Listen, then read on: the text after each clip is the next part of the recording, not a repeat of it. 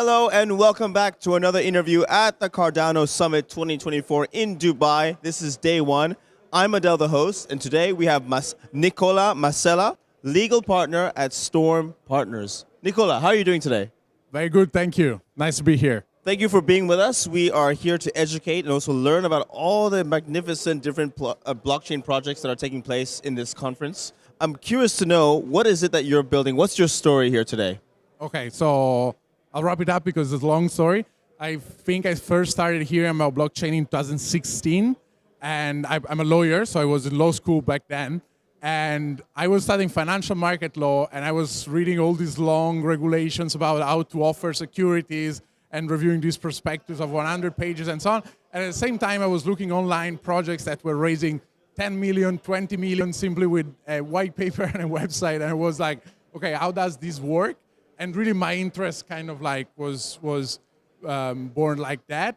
And then basically I did my master thesis actually in financial market law on the public offering of tokens. It was even hard to convince my professor to do that. Right. But yeah, then I did it, and then I started working in a traditional firm. But in 2020, I met Shiraz, the founder of Storm, and he hired me. And 4 years down the line, here we are. Oh, wow, look at this. And the rest is just history. Now you're working in, I'm guessing, many blockchain and crypto digital assets-based legal cases. And you're based in Zurich, is that right? No, I'm based in Geneva, but yes, in Switzerland. And honestly, Switzerland is very small, so right. it's not that different. Yeah, and we advise a lot of Web3 projects, DAOs, DeFi platforms, some layer ones, some layer two as well. Back in the day, there was also a lot of like gamify projects or like NFT related, now a bit less. But I think, let's say, over the years, we assisted over 60 token launches and many, many different platforms, exchanges, launchpads, and so on. Either like to get regulated or when it comes to a project to create the legal structure, the legal opinion, basically all they need from the legal side in order to be able to operate. For me, what really interests me is the legal structuring of DAOs, decentralized autonomous organizations. I'm curious to know, from your angle, how does that happen? How do you come about structuring a DAO? Okay, that's a very good question. I did a masterclass of 1 hour, just 1 hour ago about this. Lovely.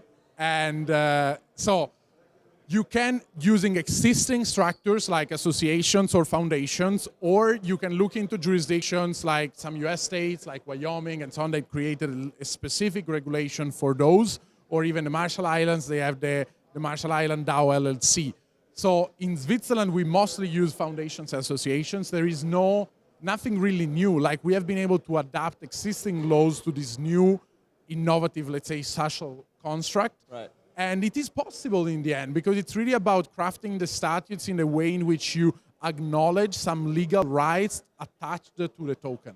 Right. So for instance, like, I don't know, electing some bodies within the association or being able to exercise certain rights and so on. So it's really kind of custom made, and we are early stage. Okay? We are at the beginning of this. So probably we will see the evolution of it. But it is indeed very possible. Okay, because the issue around it is like who gets held accountable when legal action is taken against the DAO, and a DAO the whole idea of a DAO is meant to be decentralized. There's not meant to be a central entity unless that definition is incorrect. Tough question. So let's divide it into parts. First of all, about like so-called unwrapped DAOs, there's a very big problem, which is liability. The potential unlimited liability of all the members for the obligations of the entity itself. Yep. Because the problem is that even if the DAO is not incorporated as a legal entity, a court of law could recognize it as a legal entity if it meets the kind of like three criteria of having a social contract between the members, having a common goal, having a common treasury, and like these criteria, they differ a bit from one jurisdiction to another, but not so much in the end. So if you kind of like meet this prong, then a court of law could still recognize it as a simple partnership with unlimited liability of all the members, which is very risky for all the participants of the DAO. On the other hand, you can have a legal entity, and I hear you when you say, but it should be a decentralized autonomous organization. Right. So when you have a legal entity, then it loses these characteristics and so on.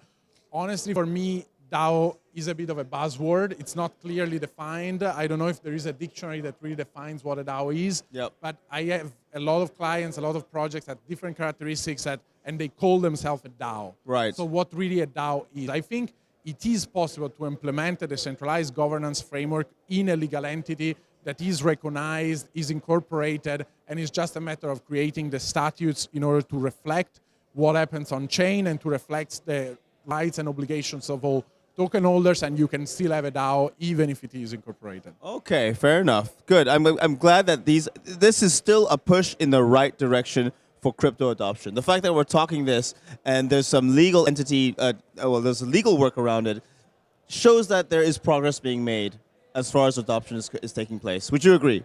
I agree very much because it removes the uncertainty. Like, I think regulation in this sense is positive. For instance, even when it comes to MiCA regulation, you hear a lot of criticism. People are happy about it. Other people are not happy about it.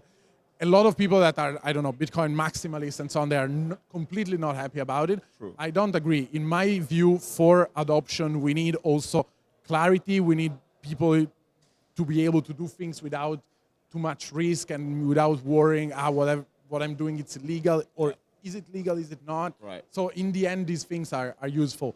And having a legal entity for a DAO, in the end, enables the DAO to operate.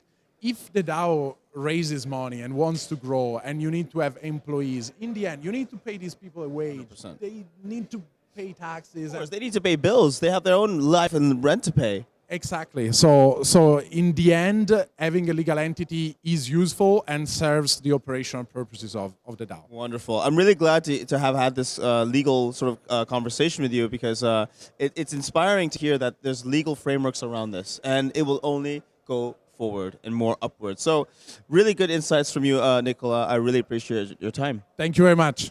Thank you so much for watching. Hope you found this insightful. We'll leave all the links in the description so you can check out Nicola's profile as well as Storm Partners. I want to thank you again for watching. I'm Adel, the host, and I'll see you next time. Cheers. Thank you. Let's go.